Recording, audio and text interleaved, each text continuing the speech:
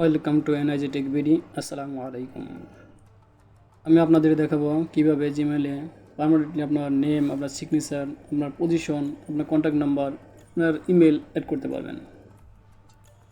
আমরা যারা অফিসে জব করি আমাদের সারাদিনে অনেক মেল করতে হয়। বারবার নিজের নেম এবং পজিশন, কন্ট্যাক্ট নাম্বার অ্যাড করা একটা বিরক্তিকর কাজ। আমরা যদি পার্মানেন্টলি অ্যাড করে নিই আমাদের আর বারবার এটা আর লিখতে হবে না। তো একবার অ্যাড করেই আমরা সারা বছর এটা ইউজ করতে পারবো। চলুন শুরু করা যাক। তার আগে যদি আমার চ্যানেল নতুন হয়ে থাকেন অবশ্যই সাবস্ক্রাইব করে রাখবেন এবং পাশে থাকা বেল আইকনটি বাজিয়ে দেবেন। আর যদি অলরেডি সাবস্ক্রাইব করে থাকেন তাহলে অসংখ্য ধন্যবাদ। চলুন শুরু করি। প্রথমে আমার মেলটি ওপেন করলাম। ওপেন করার পর চলে যাব কম্পোসে যাওয়ার পরে দেখেন এখানে কিন্তু আমার কোম্পানির নেম এবং আমার কন্ট্যাক্ট নাম্বার ইত্যাদি অ্যাড করা আছে। আমি এটাকে ডিলিট করে দিলাম, পার্মানেন্টলি ডিলিট করে দিই।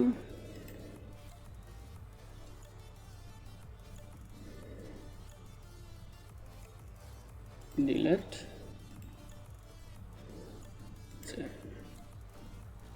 এখন আবার চলে যাই কম্পোসে। এখন কিন্তু আর এখানে নেই, কেটে দিলাম। কেটে দেওয়ার পর প্রথমে চলে যাব সেটিংয়ে যাওয়ার পরে সি অল সেটিং যাওয়ার পরে দেখেন অনেকগুলো অপশন চলে আসছে। আমি চলে যাব জেনারেল যাওয়ার পরে নিচের দিকে চলে যাব। নিচের দিকে যাওয়ার পরে এই যে দেখেন নো সিগনেচার, এখানে ক্রিয়েট নিউ, এখানে একটা নেম দিতে হবে। আমি দিলাম মাই সিগনেচার ক্রিয়েট। এখানে ক্রিয়েট করার পরে এখানে একটা অপশন চলে আসছে। তুমি সময় বাঁচানোর সুবিধার্থে আমি এখানে লিখে রেখেছি, দেখেন। এখানে আমি কন্ট্রোল সি দিয়ে কপি করলাম, কন্ট্রোল বি দ্বারা পেস্ট করলাম, এখানে চলে আসছে। এখন যদি আমি এই যে আমার কোম্পানির নামটাকে যদি আমি একটু বড় করতে চাই, এখানে সিলেক্ট করব। সিলেক্ট করবো দেখেন স্মল, নর্মাল, লার্জ, হিউজ, যেটা করতে চাই সেটা আমি এখান থেকে করতে পারবো। আমি লার্জ করলাম, এখন একটু বড় হয়ে গেছে। এখন যদি আমি এটাকে বোল্ড করতে চাই এখানে যে বিতে বোল্ড, এখানে বোল্ড হয়ে গেছে। আমি এটাকে যদি একটু ইটালিক করতে চাই, এই দেখেন ইটালিক, দেখেন একটু বাঁকা হয়ে গেছে। যদি আমি একটা আন্ডারলাইন দিতে চাই, এই যে আন্ডারলাইন, দেখেন আন্ডারলাইন হয়ে গেছে। যদি আমি একটা ব্যাকগ্রাউন্ড কালার দিতে চাই তো চলে যাব এই যে এখানে যাওয়ার পরে দেখেন এই যে ব্যাকগ্রাউন্ড কালার, আমি যে কালার ইচ্ছা দিতে পারবো। আমি এই কালারটা দিলাম, দেখেন। যদি আমি একটা কালারটাকে ফন্ট কালার দিতে চাই চলে যাবো আবার এখানে যাওয়ার পরে টেক্সট কালার, এই কালারটা দিলাম, দেখেন কালার হয়ে গেছে। এখন যদি এই যে আমার ফেসবুক পেজে যে লিঙ্কটা আছে সেটা দিয়ে এখানে দিয়েছি, ইউটিউবের যে লিঙ্কটা আছে এখানে দিয়েছি। আমি এটা যদি হাইপার লিঙ্ক করতে চাই আমি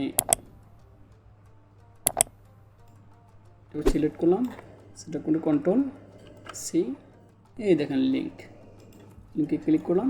এখানে কন্ট্রোল বি দ্বারা পেস্ট করে দিলাম, এটা কিন্তু আমার লিঙ্ক হয়ে গেছে। এখানে আমি যদি এখানে ক্লিক করি, সরি, তো আমি কন্ট্রোল সি দ্বারা কপি করলাম, লিঙ্ক করলাম, দেখেন এখান থেকে চলে যাই। এখানে এটা আমার ফেসবুক পেজ, এখানে সরাসরি চলে আসছি, কেটে দিলাম। দেওয়ার পরে এখন যদি আমি এখানে কোনো সিগনেচার বা আমি লোগো বা কোনো ছবি অ্যাড করতে চাই, ওখানে দেখেন এখানে ইনসার্টে ক্লিক করলাম, আপলোড যাওয়ার পরে সিলেক্ট করে যে আমার লোগোটা ওপেন,